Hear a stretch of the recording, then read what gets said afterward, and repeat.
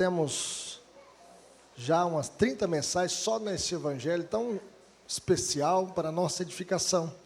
E eu convido os irmãos a abrirem as suas Bíblias comigo em Mateus capítulo 9, versículo 9 até o versículo 13.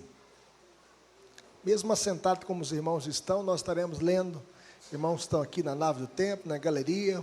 Você que está em casa acompanhando a transmissão, que Deus abençoe a sua vida, a sua família. Vamos ouvir a voz de Deus falando no nosso coração através da sua palavra.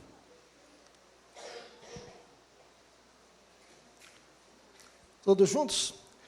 Partindo Jesus dali, viu um homem chamado Mateus, sentado na coletoria, e disse-lhe: segue-me. Ele se levantou e o seguiu. E sucedeu que, estando ele em casa, à mesa, muitos publicanos e pecadores vieram e tomaram lugares com Jesus e seus discípulos. Ora, vendo isso, os fariseus perguntavam aos discípulos: por que come o vosso mestre com os publicanos e pecadores? Mas Jesus, ouvindo, disse: os sãos não precisam de médico, e sim os doentes. Ide, porém, e aprendei o que significa: misericórdia quero e não holocaustos, pois não vim chamar justos, e sim pecadores ao arrependimento. Oremos. Pai querido, fale conosco, ó Deus, pela Tua palavra, que a Tua palavra possa encontrar guarida no nosso coração, que possamos entender esse chamado de Mateus para a nossa vida hoje, e aplicar essa passagem na nossa vida, na nossa história, desse chamado maravilhoso que o Senhor fez a cada um de nós, para servi-lo e andar com o Senhor, durante todos os nossos dias, até o final, até que o Senhor volte para buscar a sua igreja. Essa é a nossa oração, com gratidão, no nome de Jesus, para a glória de Jesus. Amém. Certa feita, a igreja realizava um culto, na casa de um irmão, numa fazenda. Havia um vizinho, deste irmão, que não gostava de crente.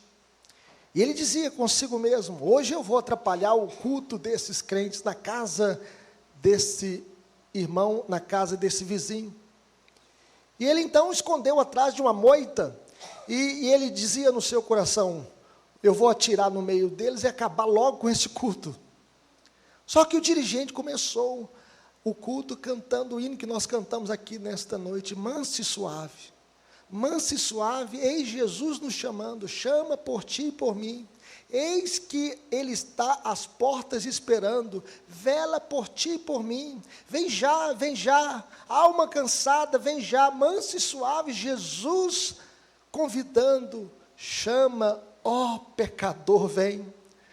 No entanto, esse José Alves, ele ouvia assim: amansa, Zé Alves, Jesus está chamando, chama por ti e por mim. Alma cansada, vem já, ó, vem pecador já.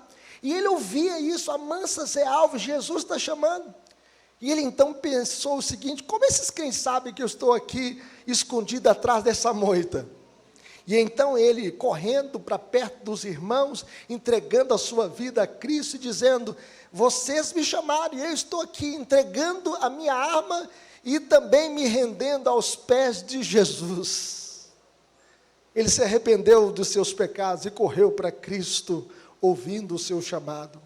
De igual forma, meus irmãos, nessa passagem, nós podemos ver o chamado de Mateus por Cristo. Jesus o viu sentado na coletoria, porque ali havia uma alfândega na cidade de Cafarnaum, e ele era um publicano, um cobrador de impostos, e Jesus o chamou para segui-lo. E o texto diz que ele se levantou e o seguiu. E Mateus então fez um banquete para homenagear esse encontro com Cristo em sua casa, e chamou os seus amigos para ouvir sobre Jesus e de Jesus. No entanto, os fariseus perguntavam o seguinte aos discípulos: por que come o vosso mestre com publicanos e pecadores? E Jesus respondeu: os sãos não precisam de médico, e sim os doentes. Ide, porém, aprendei, porque eu não vim chamar justos, eu vim chamar pecadores ao arrependimento. Eu não quero holocaustos, eu quero misericórdia. E o chamado de Jesus, meus irmãos, a um homem chamado Mateus, nos ensina algumas lições preciosíssimas para a nossa vida hoje. Em primeiro lugar, O chamado de Jesus é para pecadores. Vamos dizer isso comigo? O chamado de Jesus é para pecadores. Jesus chamou um homem odiado pelos judeus, um cobrador de impostos, para ser discípulos. Os publicanos são equiparáveis a avarentos, ladrões, assassinos, saqueadores, assaltantes e prostitutas. São pessoas das quais se afirma são amaldiçoadas, são pessoas malditas. E é dessa sociedade de malditos e infames que Jesus chama um homem para junto de si. Chama Mateus. Mateus quer dizer dom de Deus, presente de Deus. E este homem recebe o dom de Deus, recebe o presente de Deus, recebe a salvação em Cristo Jesus.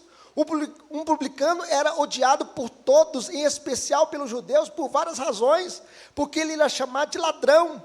Uma vez que ele recebia a autoridade do Império Romano para cobrar impostos, e eles extorquiam mais, né, do que o estipulado, ou seja, eles roubavam mesmo o dinheiro para encher os cofres romanos e os seus próprios bolsos. Por isso eles eram odiados e chamados de ladrão. Também eles eram chamados de traidores, no caso aqui, porque Mateus era um judeu, e ele estava traindo a sua pátria, sendo um cobrador de impostos, um publicano, um homem que estava ali trabalhando para o Império Romano. E ele era um pária da sociedade. Ele era um excluído da sociedade judaica. Ele era proibido entrar na sinagoga, ele não podia entrar num templo judaico e participar da leitura da Torá e ouvir a exposição da Torá. Não podia atuar como testemunha em um tribunal, era causa de desgraça para a família. Mas o publicano também, ele era considerado um imundo. O toque de um publicano fazia com que uma casa fosse considerada imunda. Os judeus eram proibidos de receber dinheiro e até esmolas de um publicano, uma vez que a renda de um publicano era considerada fruto de sua desonestidade, fruto de roubo, fruto de extorsão. Então eles não recebiam nem mesmo oferta dos publicanos. O contato com o publicano era mais ofensivo do que o contato com o leproso. O leproso deveria gritar imundo, mas o contato com o publicano também era uma condição pior do que um leproso, porque a condição do leproso não foi escolhida.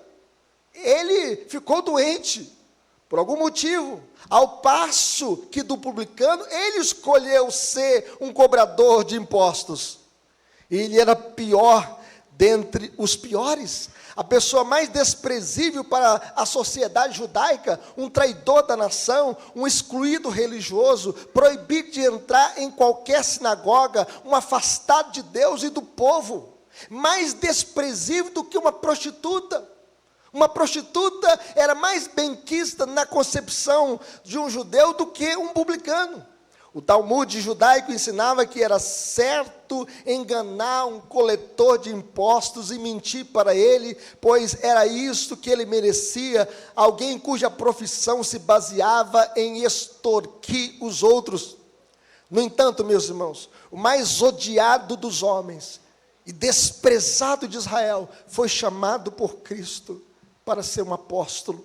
Jesus chama pecadores ao arrependimento.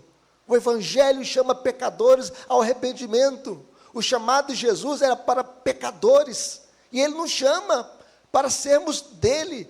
E esse é o chamado de Jesus. Mas em segundo lugar, o chamado de Cristo transforma pecadores.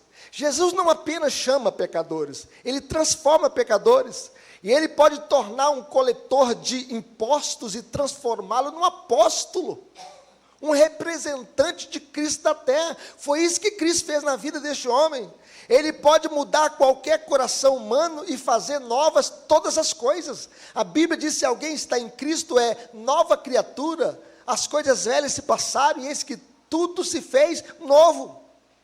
Cristo é que muda o coração da gente e muda a nossa história, uma vez que o chamado de Cristo é um chamado poderoso. Jesus passando ali viu aquele homem, não foi Mateus quem o viu, foi Jesus quem o viu. Jesus o viu na coletoria, naquela alfândega, em Cafarnaum, e Jesus disse para ele: segue-me, segue-me. Veja, a palavra de Jesus é poderosa, e sem duvidar, o odiado cobrador de impostos largou tudo e acompanhou a Cristo.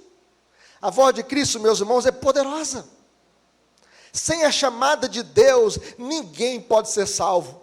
Nenhum de nós estaria aqui se não fosse o chamado de Cristo para servi-lo. Só Cristo pode nos arrancar do atoleiro do pecado e nos colocar na sua presença. Só Cristo pode nos libertar da prisão deste mundo. Sem o chamado de Cristo, nós não podemos voltar para Deus, e nós não podemos buscar a salvação. Sem Cristo, meus irmãos, nos atrair para si, com o seu tremendo poder, quebrando as cadeias do pecado e de Satanás, nós não seríamos novas criaturas. É Cristo que nos arranca do poder das trevas, do atoleiro do pecado, e nos transforma em novas criaturas.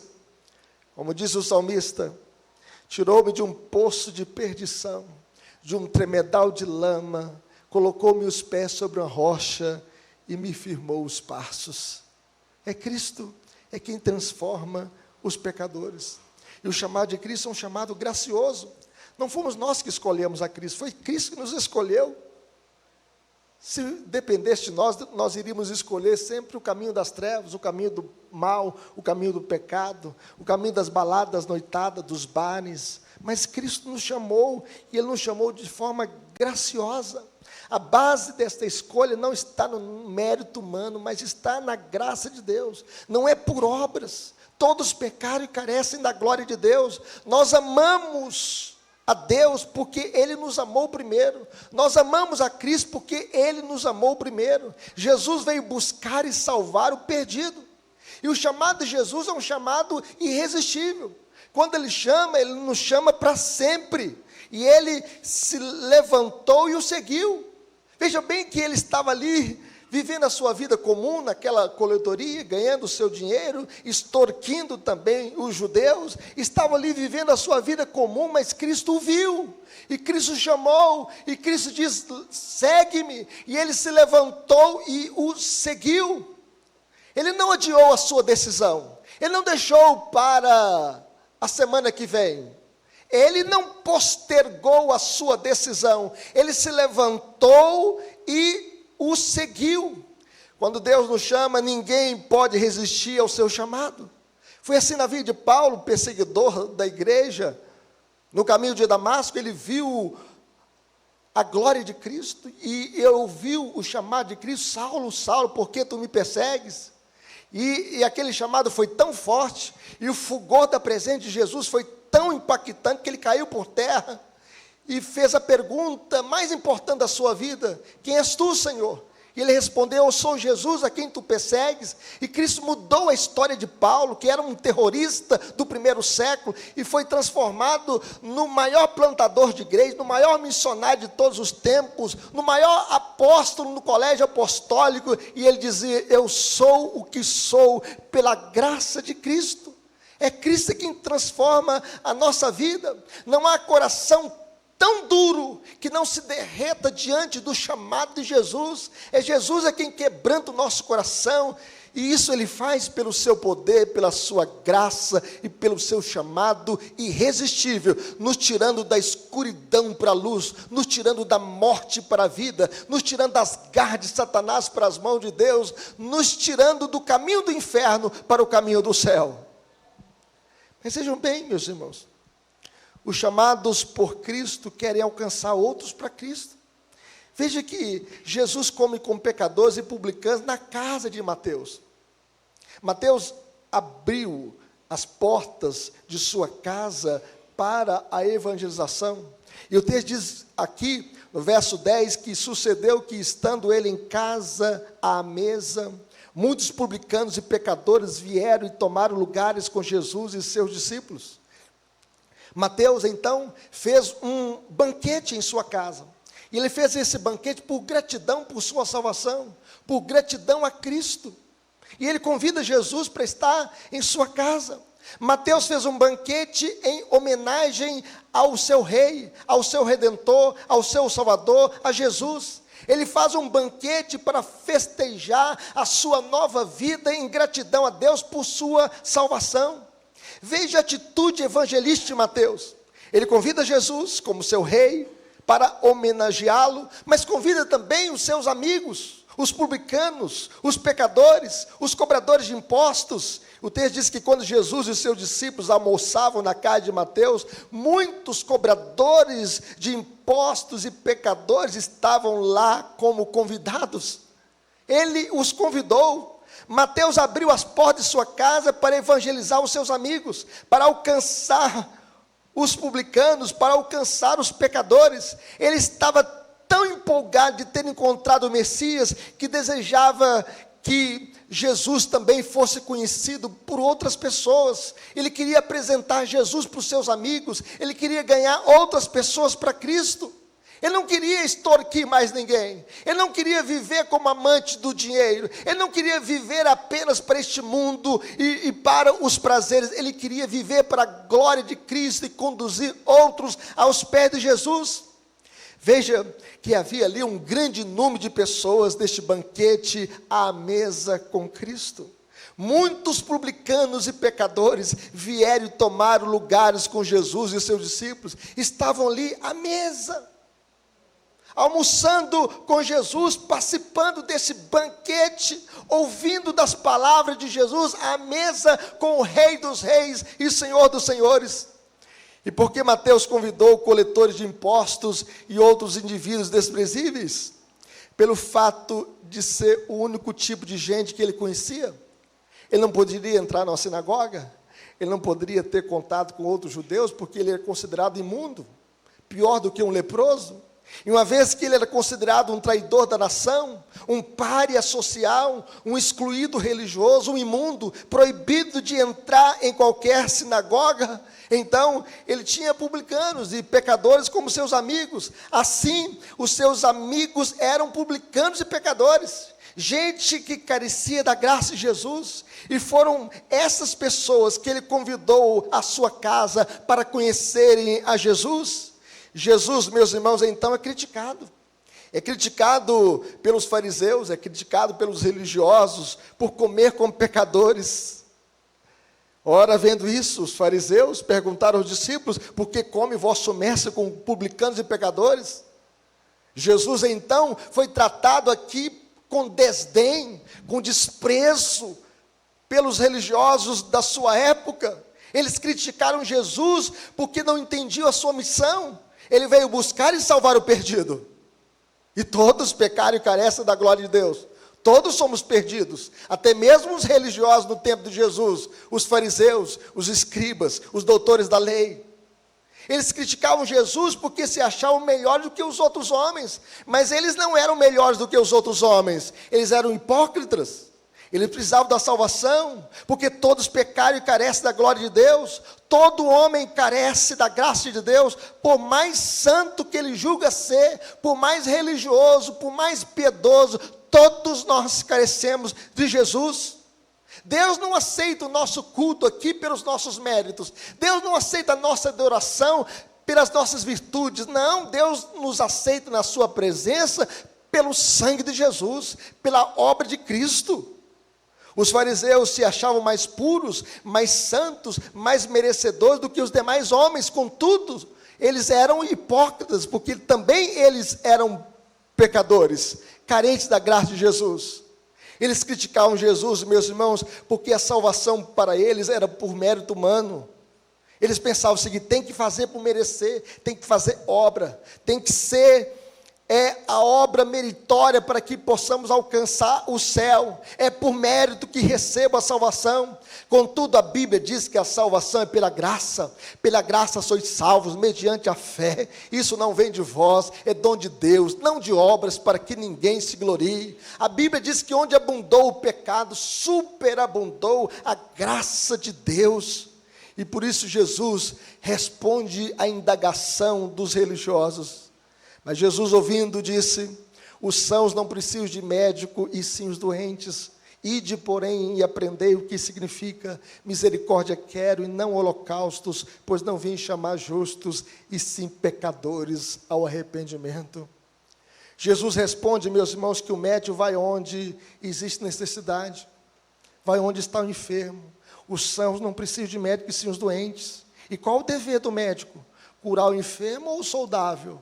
É claro que é o enfermo, é tratar de quem está doente. Essa é a função do médico, trazer melhor qualidade de vida para aqueles que estão doentes.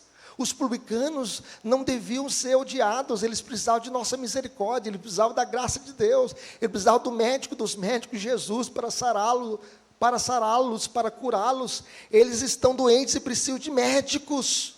Em outras palavras, eles eram pecadores, eles são pecadores e precisam de um Salvador, de um Redentor. E promover a conversão de almas é o maior ato de misericórdia imaginável.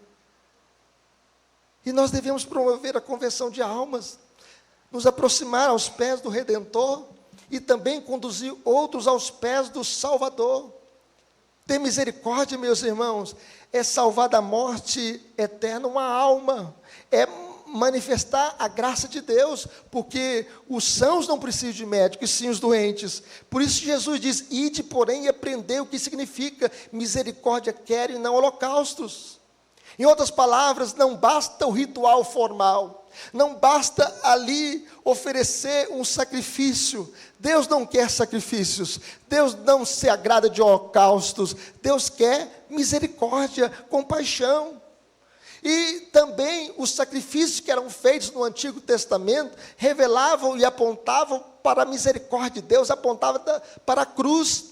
Aquele sangue da pomba, do cordeiro ou do novilho, esse sangue não poderia apagar os pecados, era apenas símbolos. Esse sangue desses animais apontava para a cruz. O único sangue que nos purifica de todo o pecado é o sangue de Jesus, o Cordeiro de Deus que tira o pecado do mundo. Em outras palavras, não basta o ritual formal sem a aliança do amor, a misericórdia e a bondade. Uma vez que religião sem bondade, sem misericórdia, sem valor.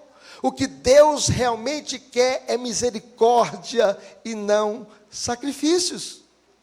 E aqui Jesus responde dizendo que a missão de Jesus é chamar pecadores ao arrependimento.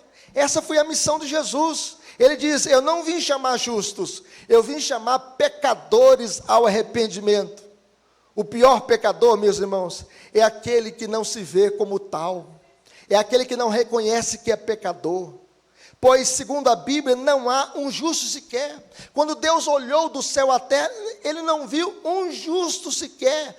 Todos pecaram e carecem da glória de Deus. Nem Abraão, nem Isaac, nem Jacó, nem Moisés, nem Daniel, nem José, nenhum homem santo do passado, dedicado a Deus, um herói da fé, todos pecaram e carece da glória de Deus. Todos esses homens viveram na fé do Cristo que viria. Todos esses viveram na fé do Cristo que padeceria por nós na cruz do Calvário. E nós, da nova aliança, nós vivemos na fé no Cristo que já veio e morreu por nós na cruz do Calvário e derramou o seu sangue na cruz do Calvário e cravou os nossos pecados na cruz do Calvário. E a Bíblia diz que Jesus foi traspassado pelas nossas transgressões, moído pelas nossas iniquidades, e o castigo que nos traz a paz estava sobre ele, e pelas suas pisaduras fomos sarados. Por isso Jesus diz, eu não vim chamar justos, eu vim chamar pecadores. E essa foi a mensagem de João Batista, arrependei-vos porque está próximo o reino dos céus. Foi a mensagem também de Jesus, arrependei-vos e crede no Evangelho. Foi a mensagem também dos apóstolos, arrependei-vos e cada um de vós seja batizado em o nome do Senhor Jesus, para a remissão dos vossos pecados. Essa é a mensagem da igreja, chamando o mundo ao arrependimento, para que possa abandonar os seus pecados, possa deixar os seus pecados e voltar para Deus. Esse é o chamado de Cristo para o mundo caído, é o chamado de Cristo para todos nós. Aplicações para a nossa vida, meus irmãos. Como viveremos? Em primeiro lugar, agradecendo a Cristo por seu chamado. Ele te chamou para ser dele, para pertencê-lo para sempre. A graça de Deus transforma a nossa vida naquilo que ninguém imaginaria que poderíamos ser. Se não fosse a graça de Deus, muitos de nós estaríamos nos bares, na idolatria, na macumbaria, mas Cristo nos salvou. E nós podemos ver aqui que de publicano, Mateus tornou-se um dos apóstolos de Jesus, e o autor do primeiro livro do Novo Testamento, agora é conhecido por todo mundo. Este livro tão importante para a edificação da igreja, o homem mais desprezível se tornou um apóstolo de Cristo, um representante de Cristo na terra, um escritor do Novo Testamento. A época de milagres, meus irmãos, ainda não passou, porque Jesus continua ainda chamando pecadores a si. Jesus continua chamando pecadores a si. E o maior milagre que pode acontecer na vida do ser humano é quando ele nasce de novo. É quando ele experimenta a nova vida que só Jesus pode dar. É quando ele sai da escuridão para a luz. E quando sai do caminho da morte para o caminho do céu. Só Jesus pode fazer isso. Só Jesus pode chamar pecadores para si. Mas em segundo lugar, como viveremos? Compartilhando a mensagem do amor de Cristo com outras pessoas. O pecador salvo procura oportunidade para levar outros a Cristo. Mateus encheu a sua casa de amigos para conhecer a Cristo, para que esses amigos pudessem conhecer a Cristo. E ele honrou a Cristo com um banquete em sua casa e aproveitou a oportunidade para levar outros a Cristo. Quem é alcançado pela graça não retém esse privilégio apenas para si mesmo. Tem que compartilhar esta mensagem com outras pessoas, que possamos alcançar os pecadores para Cristo, como fomos alcançados. É por isso que a igreja faz missões, é por isso que a igreja planta congregações, é por isso que a igreja planta igrejas em outras cidades, é por isso que a igreja envia missionários para outras nações, porque a graça que nós recebemos em Cristo, ela deve ser compartilhada. Paulo chega a dizer o seguinte: fiel é a palavra e digno de toda aceitação, que Cristo Jesus veio ao mundo para salvar pecadores, dos quais eu sou o principal. Paulo, aquele que outrora era um perseguidor da igreja, se transformou num grande apóstolo de Cristo e o maior missionário de todos os tempos. Escreveu 13 epístolas para a edificação da igreja. E esse perseguidor, por causa do evangelho, se transforma agora num perseguido por amor a Cristo e um plantador de igrejas. Jesus, meus irmãos, não discriminava as pessoas. Que a igreja seja um local de salvação para os dependentes químicos, os bêbados, os drogados, para os impuros, para os efeminados, para os travestis, para os homossexuais, para os roubadores, para os assassinos, para que essas pessoas sejam transformadas em ex-adúlteros, ex-idólatras, ex-homossexuais, ex-ladrões, ex-bêbados, que essas pessoas possam conhecer o amor de Cristo. É Cristo que transforma a nossa vida, é Cristo que nos tira do caminho do pecado para o caminho da santidade, é Cristo que nos tira das garras de Satanás para as mãos de Deus, e por isso nós devemos compartilhar a mensagem do amor de Cristo com outras pessoas, para que outras pessoas também conheçam o amor de Cristo. Mas finalmente, meus irmãos, como viveremos? Reconhecendo a nossa necessidade de um Salvador. Não sejamos religiosos batendo no peito: eu estou aqui pelo meu mérito, pela minha virtude. Não, nós estamos aqui pela graça de Deus. Para Jesus, o pior pecador é aquele que não reconhece que é pecador. Esse é o pior pecador. Aqueles que acham que não precisam de igreja, que não precisam de Cristo, estão caminhando a passos largos para o inferno. Tem muitas pessoas que falam: não preciso da igreja, não preciso de Jesus. Esses estão caminhando para o inferno eterno. Porque o primeiro passo para sermos salvos é nos arrependermos de nossos pecados. E reconhecermos que nós somos pecadores e que nós precisamos de um Redentor, de um Salvador. Jesus admoestou os líderes religiosos com as seguintes palavras: Em verdade vos digo que publicanos e meretrizes vos precedem no reino de Deus, porque João veio a vós outros no caminho da justiça, e não acreditastes nele, ao passo que publicanos e meretrizes creram. Vós, porém, mesmo vendo isto, não vos arrependestes, afinal, para acreditardes nele.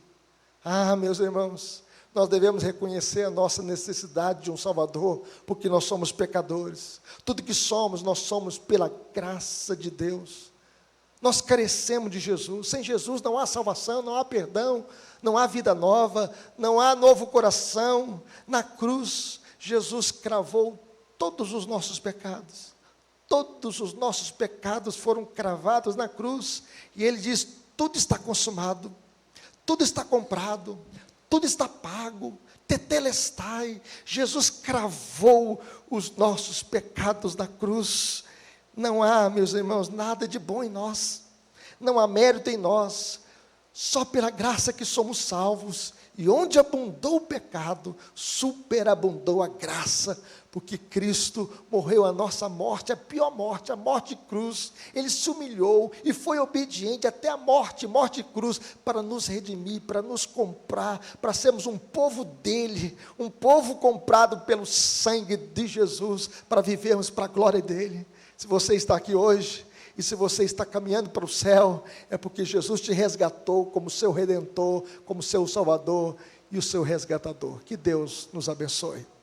Eu não sei como você entrou aqui, se você entrou aqui perdido nesta noite, que você possa confiar em Cristo.